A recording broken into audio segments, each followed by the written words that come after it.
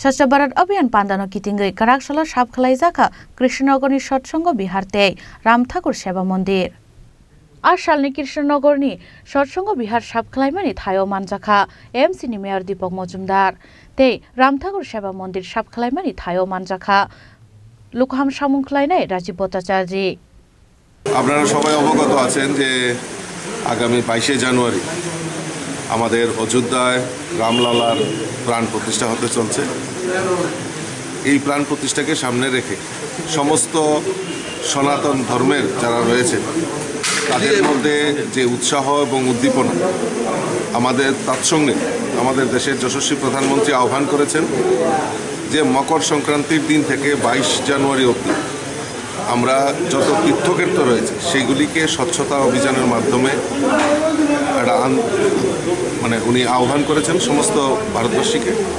তারই অঙ্গ হিসাবে আমরা ভারতীয় জনতা পার্টির ত্রিপুরা প্রদেশ কমিটির তরফ থেকেও আমরা বিভিন্ন যে তীর্থস্থানগুলি রয়েছে ত্রিপুরা সমস্ত কার্যকর্তাদের কাছে আহ্বান রাখা হয়েছে এবং সাধারণ নাগরিকদের কাছে আহ্বান রাখা হয়েছিল।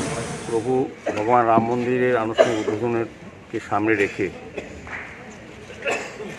আমাদের যশস্বী প্রধানমন্ত্রী নরেন্দ্র মোদীর আহ্বানে সারা ভারত সারা পৃথিবীর সমস্ত মন্দির প্রতিষ্ঠানগুলি আমরা স্বচ্ছ ভারত